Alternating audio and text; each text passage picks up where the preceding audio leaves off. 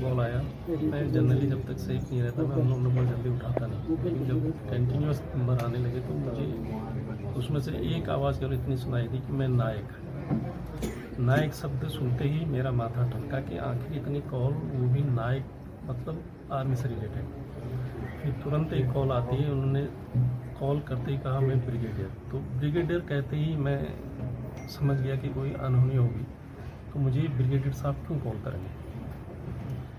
तो मुझे जब उन्होंने सूचना दिया था कि इतना है हो गया, लेकिन मैं अपनी मिसेज को कैसे यहाँ से मैं वहाँ देहरादून ले जाऊँ, तो मेरे लिए बहुत टास्क है।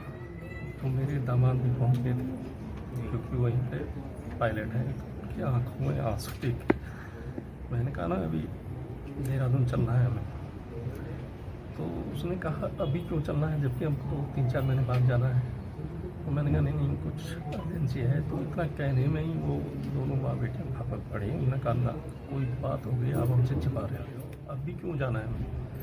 तो मैंने बोला नहीं कुछ नहीं, अभी दीपक का जो है कहीं पे उसको इंजरी बता रहे हैं, वो हॉस्पिटलाइज है, कैसे वहाँ पर समझाऊँ। मैं बड़ी मुश्किल से उसको लेके, मुझे क्योंकि उस समय में तत्काल फ्लाइट मुझे कोई मिल नहीं सकती थी। मैं रात के 8 बजे की फ़्लाइट पकड़ के वहाँ से दिल्ली आया। मैं 1 बजे करीब दिल्ली पहुँचा हूँ, 2 बजे मैं वहाँ से कैब करके यहाँ बड़ी मुश्किल से यहाँ तक पहुँचा हूँ।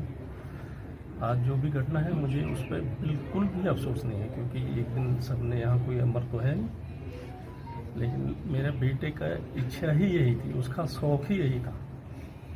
और उसने जब ये ट्रेनिंग शुरू की थी, उसका दोनों जगह सिलेक्शन हुआ था, इन्फेंट्री में और उसमें। मैंने उसको बड़ी मुश्किल से समझाया कि सिग्नल आउट कर लें। उसने जब 4 साल की ट्रेनिंग की, उसके बावजूद भी वो कहने लगा कि फाइनल में मुझे इन्फेंट्री जाना है, मेरा वहाँ सिलेक्शन हुआ। मैं कन्विंस हुआ, लेकिन जैसे उसने ज्वाइन किया वो फिर मुझसे कहता है कि नहीं मुझे यहाँ आनंद नहीं आ रहा। बड़ी मुश्किल से उसने असम में पोस्टिंग काटी। इस बीच मेरी बेटी की शादी 2 मई को थी, तो वो घर आया था। तो शादी के बाद वो मुझे कैंट ले गया एक दिन कार। तो कहता पापा चलो मैं एक बर्तन अपने लिए ले रहा हूँ, दिखाता हूँ आपको। तो उसने वहाँ से एक खुकरी खरीदी। तो खुकरी जब खरीदी, खुकरी दिखाते हुए मुझसे कहता देखो ये जब मेरे पास पूरी गन लोड रहेगी, अगर उसमें से कोई भी अगर कारतूस मेरे पास नहीं बचेगा ना, मेरा ये खुकरी काम आएगी। तो वो लगातार अपने सीने से उसको यहाँ पे उसने बनाया था, टांगे उन्हें यही टाँगता था। मैं अभी सोने जा रहा हूँ और जबकि ज़्यादा था कि ये समझ में। और परसों भी इनको कह रहा था कि मैं अपनी यूनिट जा रहा हूँ, और कभी बोलता था मैं भी पार्टी में हूँ, क्योंकि मैं थोड़ी बहुत पुलिस डिपार्टमेंट में रहने के कारण मुझे इस बात की जानकारी थी कि ये बोलता क्या है। और एक बार तो उसने ये किया कि इन्होंने वॉश नहीं किया, मैंने वो नीचे के उसके शूज़ पहने हुए हैं, नीचे का अपनी ड्रेस पहनी है, केवल ऊपर के उतार के बनियान में रहता था, ताकि इनको ही लगे कि मैं घर पर हूँ, कहीं मैं अब ड्यूटी से आ गया हूँ और मैं रेस्ट कर रहा हूँ।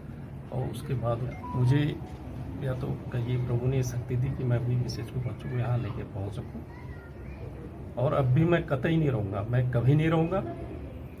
मेरे बेटा ने देश के लिए अपनी जान दी है और उसकी यही इच्छा थी। जैसे मैंने आपको बताया, वो जब भी कभी भी हो हमेशा ये कहता था कि नहीं मुझे जम्मू कश्मीर में जाना है, मुझे जम्मू कश्मीर जाना है। तो मुझे कोई किसी बात का दुख नहीं है, मुझे उसके इस बलिदान पर गर्व है।